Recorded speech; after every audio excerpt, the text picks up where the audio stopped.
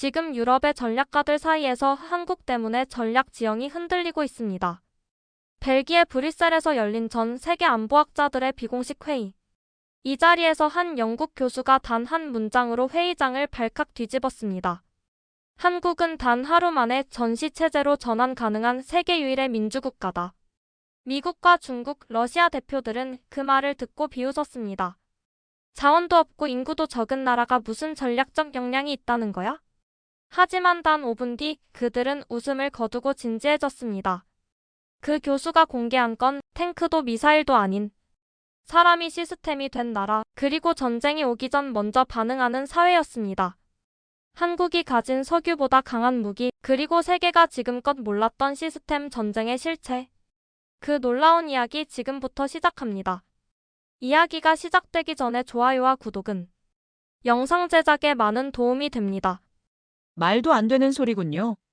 한국이 하루 만에 전시체제로 전환 가능하다고요? 2024년 가을, 벨기에 브뤼셀. 전 세계 전략가들이 모인 GSSR 회의장은 그 순간 냉소와 의심으로 가득 찼습니다. 시스템 전환력이라는 이례적인 주제를 두고 열리는 회의였지만 방금 발표된 발언은 그 누구도 예상하지 못했죠. 영국 킹스칼리지 전략정치학 교수 아서 메이슨. 그는 단상에 서자마자 전 세계의 이목을 끄는 한 문장을 던졌습니다. 대한민국은 단 하루 만에 전시체제로 전환 가능한 세계 유일의 민주국가입니다. 말이 끝나기도 전에 회의장 전체가 술렁이기 시작했습니다. 미국, 러시아, 중국 대표단은 믿을 수 없다는 표정으로 서로를 바라보았고 몇몇 전략가들은 고개를 절레절레 저었죠. 자원도 없고 인구도 적고 땅도 작고 바로 옆엔 북한이잖아. 언제부터 한국이 군사강국이었지? 한국에 그런 전략적 능력이 있다는 증거라도 있나요? 대다수는 그 발언을 농담 정도로 받아들였지만 아서 메이슨 교수의 표정은 단호했습니다. 그는 조용히 프레젠테이션 리모컨을 들어올렸어요. 제가 이 말을 하게 된 데에는 이유가 있습니다. 그것도 아주 깊은 이유입니다. 그는 발표 화면을 넘기며 설명을 이어갔습니다. 2021년 그는 나토의 비군사 전략 보고서 중 하나에서 우연히 K-모델이라는 수상한 단어를 발견했다고 했죠. 처음엔 오타인 줄 알았어요. K란이 단순히 한국을 지칭하는 구분 코드로 보였거든요. 그런데 그 옆에 적힌 설명이 이상했습니다. 비군사적 총력전 모델. 이건 제가 학자로서 그냥 지나칠 수 없는 단서였죠.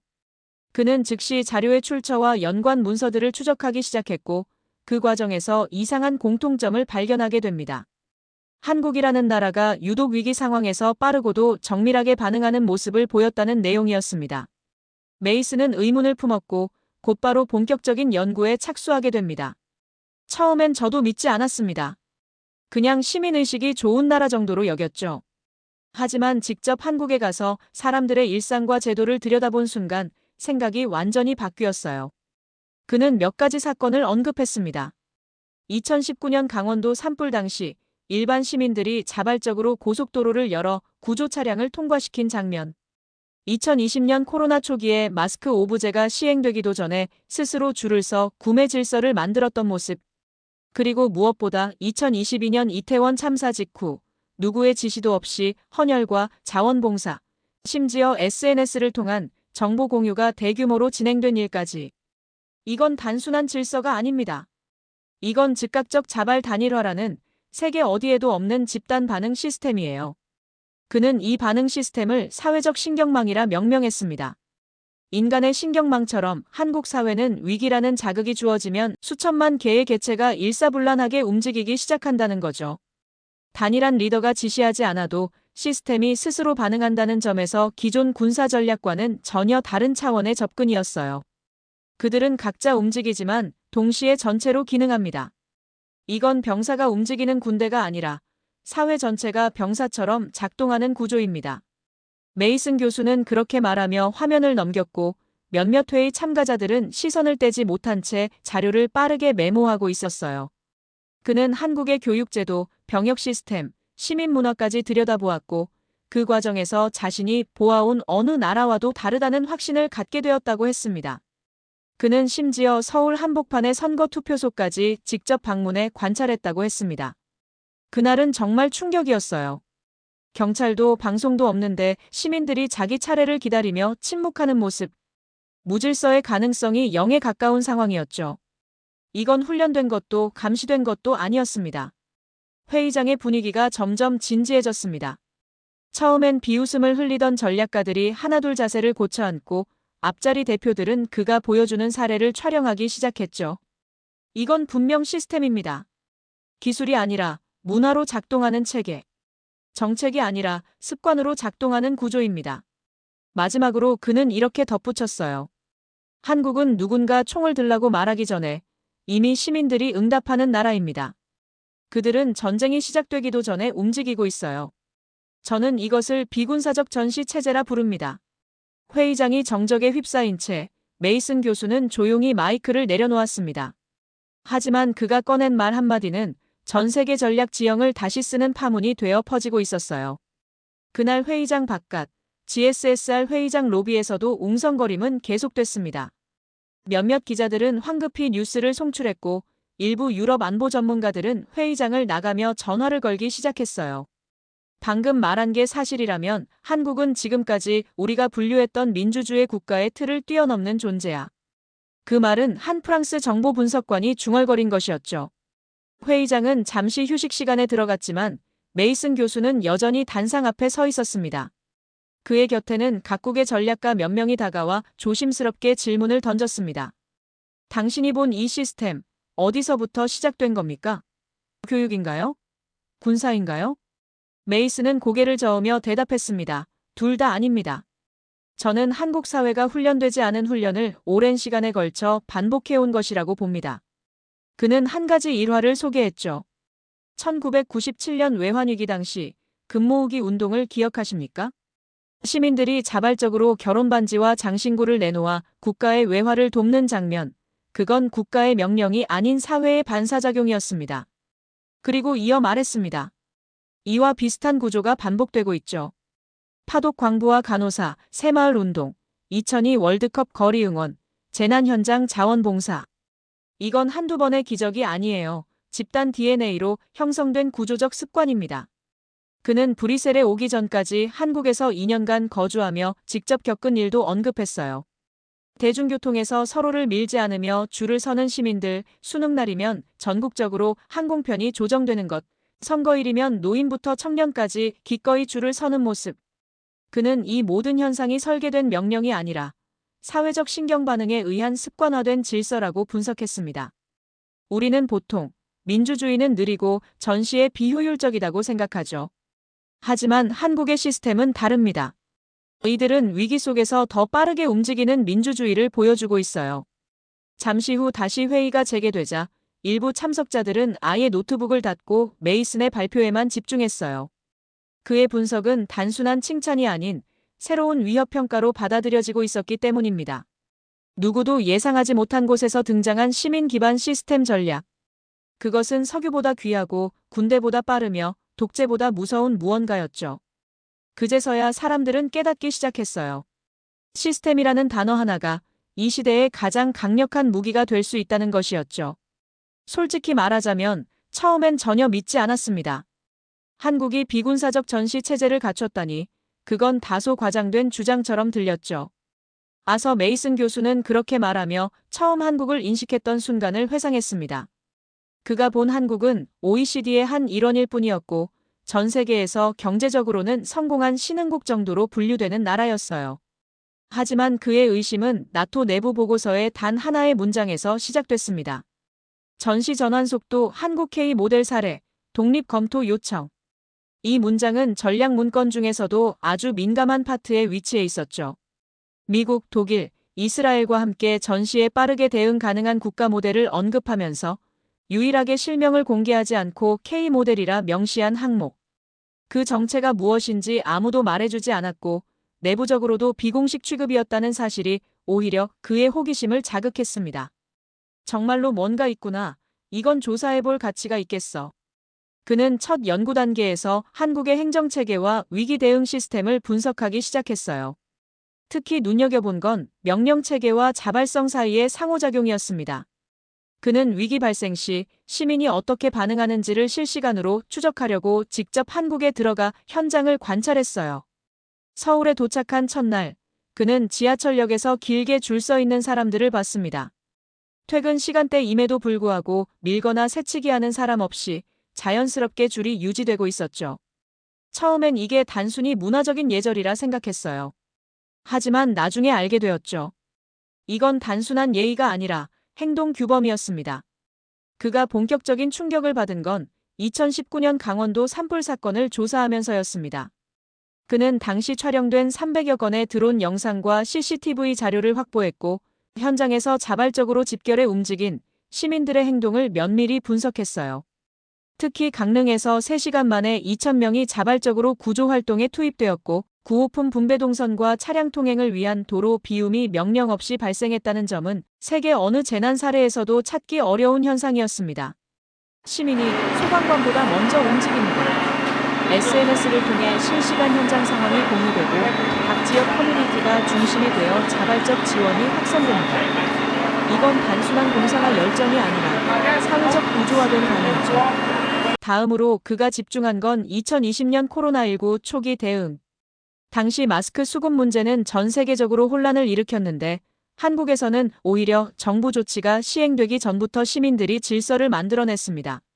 사람들은 약국 앞에서 자연스럽게 줄을 서고 마스크를 구매하지 못한 사람들을 위해 구매 후기를 공유하거나 양보하는 사례가 이어졌어요. 가장 놀라웠던 건 이 모든 질서가 아무런 법적 제재 없이 이루어졌다는 겁니다. 이건 누가 하라고 해서가 아니라 다들 그렇게 해야 한다는 걸 스스로 알고 있었던 것이죠. 이후 그는 2022년 이태원 참사 당시의 행동 양식을 분석합니다. 그날 그는 외부에서 관찰만 했지만 수백 건의 시민 제보와 언론 보도, SNS 기록을 통해 한 가지 공통점을 발견했어요. 그것은 바로 자율적 구조의 발현.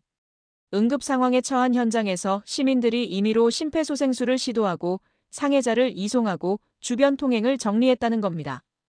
또한 사고 직후부터 SNS를 통해 실종자 정보를 모으고 현장 상황을 정리해 공유한 움직임은 정부보다 빨랐고 질서도 무너지지 않았습니다.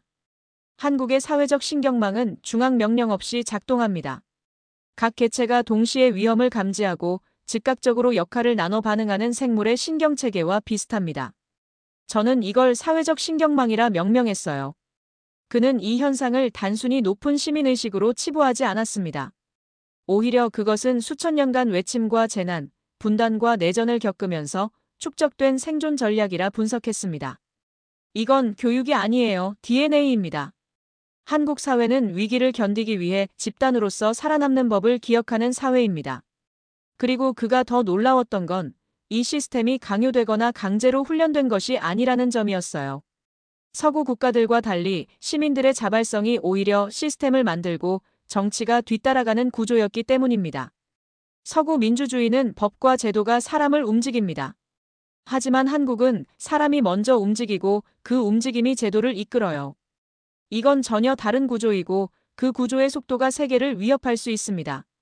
그가 마지막으로 분석한 사례는 수능과 선거 시스템이었습니다. 수능 당일 항공기 이착륙이 중단되고 선거 당일에는 버스가 무료로 운행되며 전통시장이 자발적으로 휴업하는 현상은 시민이 국가 시스템을 설계하고 있다는 증거라고 그는 말했습니다. 그렇게 그는 점점 하나의 결론에 도달합니다. 한국은 평시에 전시 준비가 끝난 나라. 전쟁이 나지 않아도 이미 시스템은 전쟁을 상정하고 준비되어 있다는 것. 그것은 탱크도 군함도 아닌 사회 그 자체였습니다. 그의 연구가 깊어질수록 한국이라는 사회는 단순히 위기를 잘 넘기는 국가가 아니라 위기 자체를 활용하는 구조를 가진 사회로 보이기 시작했어요. 그들은 위기 때마다 본능적으로 움직입니다. 그러면서 시스템의 유연성이 높아지고 집단적 효율성이 강화돼요. 그건 대응이 아니라 강화라고 불러야 합니다. 메이슨 교수는 특히 이러한 자발 단일화 시스템이 단순한 시민 반응을 넘어서 정치적, 경제적, 문화적 구조까지 영향을 미친다고 분석했습니다. 예를 들어 선거에서 수많은 시민이 자발적으로 질서를 유지하고 개표를 실시간으로 검증하며 결과에 불복하거나 혼란을 일으키는 사례가 거의 없는 현상. 이는 한국 민주주의가 단순히 제도적 안정이 아니라 시민 신뢰 시스템 위에 서 있다는 걸 의미했죠. 미국에서는 선거 결과에 불복하고 수개월간 혼란이 이어지는 경우가 많아요. 하지만 한국은 10시간이면 개표를 끝내고 다음 날부터 일상이 이어집니다. 이건 속도와 신뢰가 동시에 작동하는 사회라는 뜻이에요. 그가 또 하나 주목한 건 교육 현장과 군 복무 체계였습니다. 군대처럼 명령 체계가 뚜렷한 구조가 아니라 오히려 사회 전반에서 예측 가능한 행동을 만드는 방향으로 훈련이 이뤄지고 있었어요. 수능을 준비하는 학생들이 1년 넘게 시간표를 공유하고 독서실과 도서관 질서를 스스로 지켜가며 경쟁하는 구조. 심지어 각 지역마다 자율적으로 수험생을 위한 지원 프로그램이 작동되는 모습. 이건 교육이 아니라 사회 전체가 하나의 훈련장이 되는 모습입니다. 그는 이 개념을 비군사 훈련 사회라고 명명했습니다. 총을 들지 않아도 위기 속에서 움직이는데 전혀 망설임이 없는 구조. 그 속도가 너무도 자연스럽고 명확하며 효율적이었습니다. 이러한 분석이 국제적으로 알려지기 시작하면서 한국은 전략 보고서에서 새로운 카테고리로 분류되기 시작했어요. 기존에는 경제 강국, 기술 혁신 국가로 불리던 한국이 이제는 사회 전환 시스템 보유국으로 명시되기 시작한 거죠.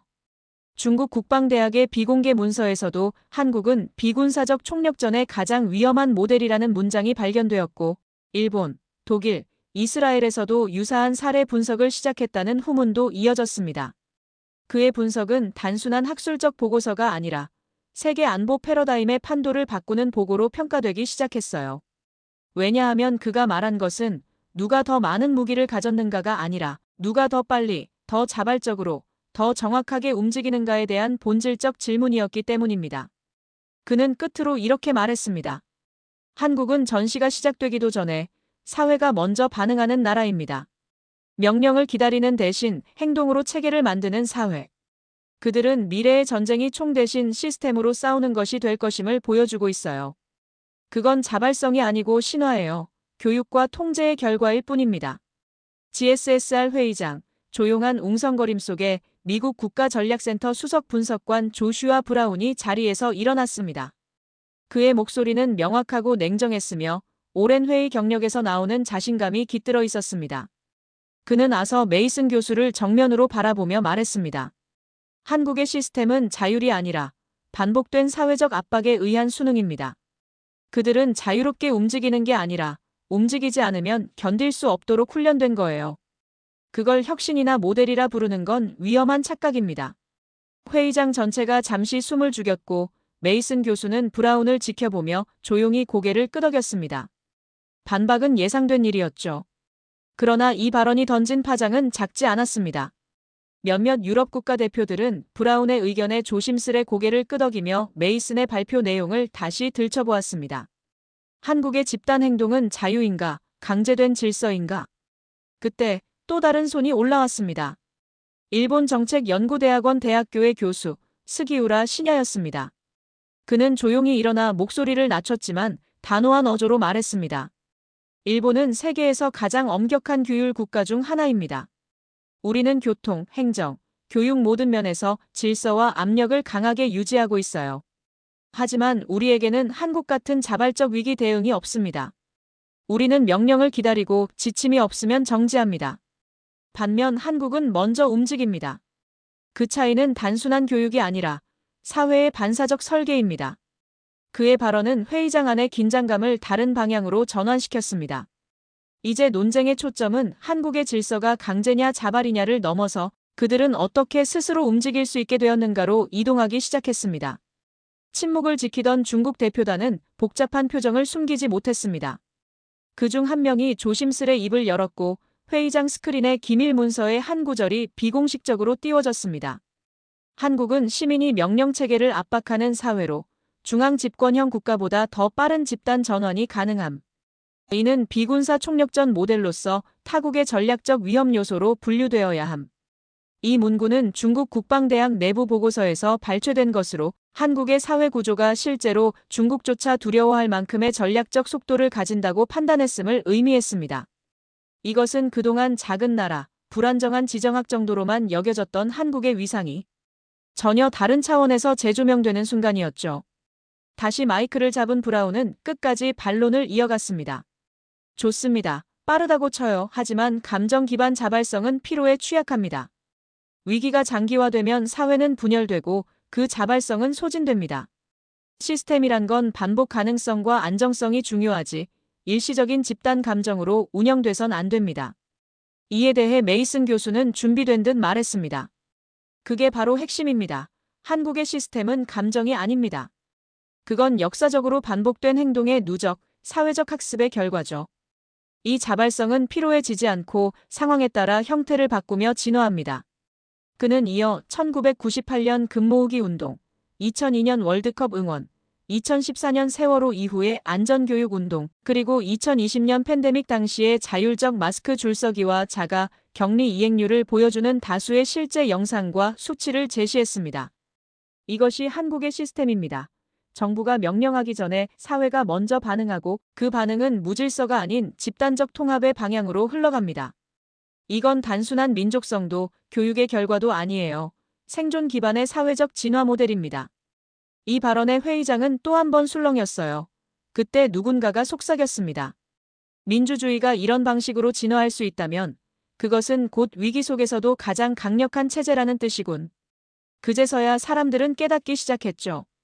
총 없는 전쟁, 명령 없는 군대, 정부 지시가 없는 국가가 현실로 존재할 수 있다는 것을. 그리고 그 시스템은 바로 지금 이 순간 한반도에서 조용히 작동하고 있었습니다.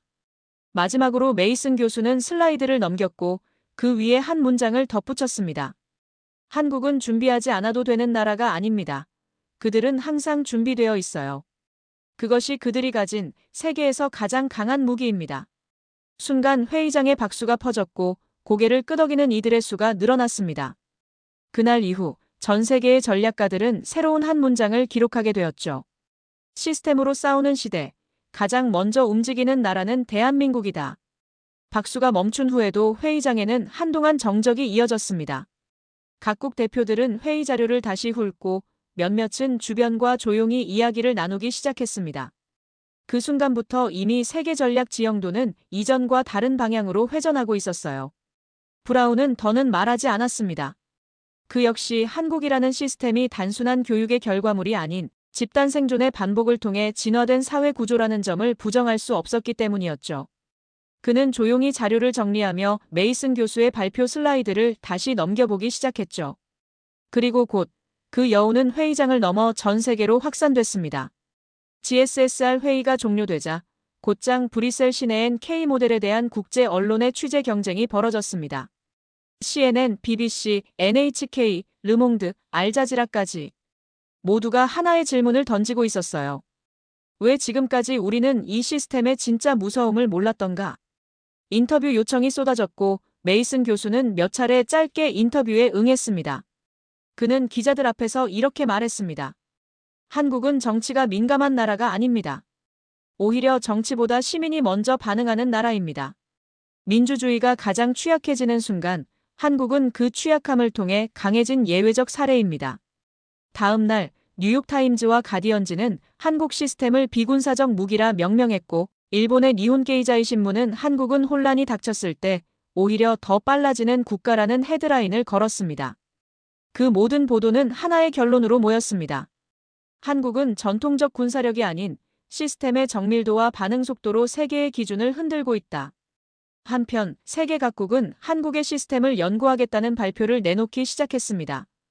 독일 연방위기관리청은 한국의 자발 단일화 메커니즘을 독일 시민 사회에 적용 가능한 모델로 분석 중이라 발표했고 네덜란드에서는 지방자치 단위의 위기 대응 효율성은 서울 모델을 따를 수 있다는 논의가 본격화됐습니다. 그리고 아이러니하게도 가장 빠르게 반응한 곳은 중동 국가들이었습니다.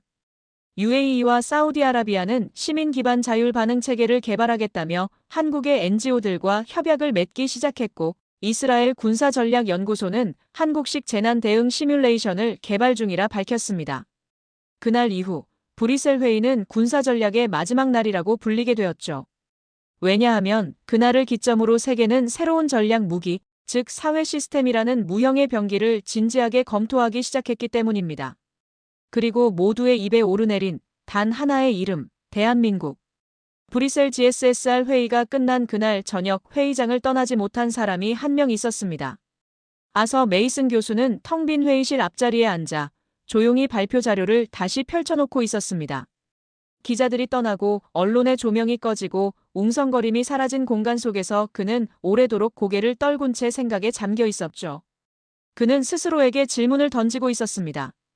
과연 한국은 왜 이런 시스템을 갖게 되었을까? 무엇이 이 나라를 명령보다 빠르게 움직이게 만들었을까? 그는 이 질문을 안고 과거 2년 동안 한국에 머물던 때를 회상했습니다. 서울의 거리, 지방의 마을, 투표소와 소방서, 병원과 지하철역까지. 그가 본 한국은 인공지능도 초고속 네트워크도 아닌 사람들이 시스템이 되어 있는 나라였습니다. 그는 수많은 장면을 떠올렸습니다. 수능날 전국의 항공편이 조정되며 시험장을 기준으로 모든 교통 흐름이 바뀌는 풍경. 장애 학생 한 명이 시험을 보기에 불편하다는 이유로 도시 전체의 소음을 줄이는 구조. 선거 날엔 전통시장이 문을 닫고 투표소 앞에서는 고령자부터 청년까지 조용히 줄을 서는 장면. 누가 시킨 것이 아니었죠. 그리고 누가 지키지 않으면 벌을 주는 체계도 없었습니다. 그런데도 모든 것은 정확히, 빠르게, 조용하게 실행되고 있었어요. 그는 그것이 기술이 아니라 반복된 생존 기억의 체계화임을 깨달았죠. 한국은 수많은 외침과 분단, 전쟁과 경제 위기를 겪으며 명령을 기다리기보다 먼저 움직이지 않으면 안 되는 사회를 선택해왔습니다. 그는 1960년대 서독으로 떠난 광부들과 간호사들을 떠올렸습니다. 낯선 언어와 환경 속에서 자신의 가족과 나라를 위해 땀을 흘린 이들. 당시 그들의 송금은 한국 GDP의 4%를 넘겼고 그들이 보낸 외화는 한국의 첫 중화학 공업 자본이 되었으며 국민은행의 기초 자본이 되기도 했습니다. 그 누구도 그들에게 애국을 강요하지 않았지만 그들은 자신들의 선택으로 국가의 한 축이 되었습니다. 1997년 외환위기 당시 수많은 시민들이 자발적으로 금을 모으기 시작했습니다. 결혼반지, 어머니의 목걸이, 갑오로 내려온 장신구. 그들은 울면서 그것을 창고에 내밀었고 한 사람 한 사람의 선택이 외환 보유액으로 환산되어 국가부도의 문턱을 넘기 위한 마지막 방파제가 되었습니다. 그때도 누구도 그들에게 명령을 내리지 않았죠. 그리고 2020년 팬데믹 초기에 마스크가 부족하던 시절 한국인들은 줄을 서기 시작했습니다. 정부의 오부제 정책이 시행되기도 전 사람들은 약국 앞에 자발적으로 섰고 인터넷에는 오늘 줄 얼마나 서야 하나요라는 글이 매시간 올라왔죠. 그 누구도 혼란을 부추기지 않았고 경찰이 통제하지 않았습니다. 그들은 기다렸고 양보했고 규칙을 만들었었죠. 아서 메이슨 교수는 이 현상을 단순한 도덕이나 문화로 보지 않았습니다. 그는 이를 사회적 신경망으로 명명했죠. 위기가 발생하면 정보가 각 시민에게 동시에 전달되고 그들이 감각한 위협이 하나의 방향으로 수렴되어 즉시 움직이는 구조. 명령이 없어도 시스템이 작동하고 사회가 움직이며 행동이 일치되는 구조. 그는 그것이 민주주의의 진화라고 보았습니다. 정치는 종종 느리고 시스템은 종종 복잡하며 위기 앞에선 혼란이 불가피하다고 여겨지지만 한국은 반대였었죠. 그들은 위기 속에서 더 정밀하게 움직였고 혼란 속에서 더 단단해졌으며 혼돈 앞에서 각자의 자리로 복귀하는 능력을 보여주었습니다. 이 모든 것이 가능했던 이유는 무엇일까? 그는 한국의 시스템은 정치적 설계가 아니라 집단 생존의 기억이 만든 습관의 정수라고 분석했습니다. 회의가 끝난 후 회의장 구석에서 한 중동계 젊은 연구원이 손을 들고 물었습니다. 교수님, 이런 시스템은 수출이 가능할까요? 우리도 이렇게 될 수 있나요? 그 질문에 메이슨 교수는 한참을 조용히 있다가 천천히 고개를 저었습니다. 그건 물어볼 게 아니에요. 그건 배워야 할 일이죠. 그의 대답은 짧았지만 깊은 여운을 남겼어요. 그는 말했습니다. 한국은 전시에 대비해 병사를 키우는 나라가 아니에요. 전시가 오기도 전에 사회 전체가 먼저 전환되는 나라죠. 총보다 빠르고 지도자보다 정확하게 움직이는 집단 신경망. 그것이 한국이라는 사회의 진짜 무기랍니다. 그날 이후 세계의 전략가들은 K모델이라는 단어 앞에 다시 생각하고 다시 적고 다시 질문하기 시작했습니다. 대한민국은 더 이상 지정학의 위기 속에서 생존을 걱정하는 나라가 아니었어요. 그들은 이제 위기 앞에서 가장 먼저 움직이고 가장 늦게까지 버틸 수 있는 나라로 다시 정의되고 있었습니다. 그 시스템은 누구도 설계하지 않았고 그 시스템은 누구도 가져갈 수 없는 것이었죠. 왜냐하면 그 시스템을 만든 건 정책도 기술도 아닌 사람이었기 때문입니다. 바로 한국인이었죠. 그날 이후 아서 메이슨 교수는 한국에 대해 묻는 질문을 받을 때마다 늘 같은 대답을 했어요. 한국은 질문의 대상이 아니라 관찰의 대상입니다. 그가 말하는 관찰이란 단순한 제도적 분석이 아니었어요. 그것은 한국인 개개인의 움직임을 들여다보고 그 속에 숨겨진 판단의 근거, 반응의 리듬, 질서의 본능을 기록하는 일이었죠. 그는 어느 날 새벽 6시 서울 도심을 걷다가 뜻밖의 장면을 보게 됩니다. 출근 전 고등학생 둘이 공공쓰레기통 주변에 흩어진 재활용 쓰레기를 조용히 주워 담고 있었어요. 누가 시키지도 않았고 그 장면을 사진으로 남기려는 사람도 없었죠. 그들은 그냥 그렇게 살고 있는 것이었죠. 또 다른 날엔 지하철에서 한 청년이 옆 사람의 떨어진 교통카드를 주워 조용히 무릎 위에 올려놓고 아무 말 없이 내리는 장면을 목격했어요. 그는 이 순간들이 모두 자율적 질서의 작은 입자들이며 이 입자들이 모여 거대한 사회적 에너지를 만들고 있다는 확신을 갖게 되었었죠. 그는 이러한 구조를 생활 기반의 자율 시스템이라 불렀습니다. 정책과 규제가 아닌 사람들이 일상에서 반복하는 작은 배려와 판단이 모여 결국 재난 상황에서도 그대로 확대 적용되는 구조. 그것이 바로 한국 시스템의 본질이라고 그는 강조했죠. 그는 말했어요. 한국은 위기 속에서 새로운 법을 만들지 않아요. 그들은 이미 위기 전에 사회 전체가 움직이는 법을 알고 있는 것이죠. 그들이 움직이는 이유는 명령을 받아서가 아니라 이미 그 안에 기준이 있기 때문입니다. 시간이 흘러 그는 더 이상 한국을 연구의 대상으로 보지 않았습니다. 그는 한국을 인류의 미래 사회가 도달할 수 있는 하나의 진화 모델로 보기 시작했어요.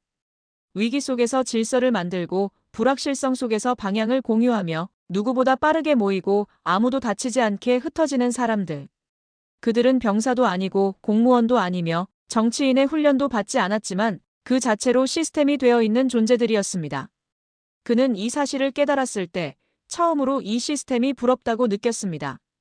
미국도 유럽도 따라할 수 없는 어떤 리듬, 법이 아니라 행동이 먼저인 사회.